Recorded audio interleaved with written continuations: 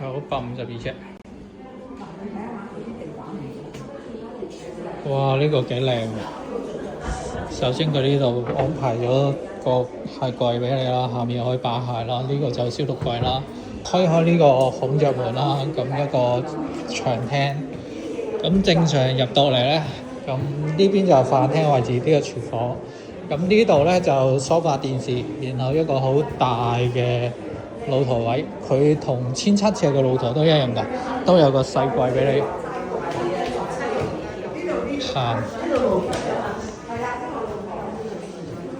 行呢邊廚房牆啊，我覺得 OK 喎，其實同埋佢呢啲飾面又容易開一個大嘅櫃，咁雪櫃啦，台面曲斜形嘅，有金色嘅水龍頭，新熟嘅，兩個星盤靚嘅 Samsung 牌子就略為差少少，但係工人套房特別。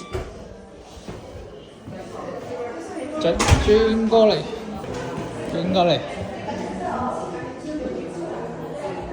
呢個都係浴室啦，浴室都係咁嘅配置。佢有4個功能區啦，呢度啦，然後呢度就晾衣嘅，咁唔開啦。第一間房，第二間房，咁呢度都係海景。轉過嚟，主人房，一個弧形嘅窗，佢一嚿過。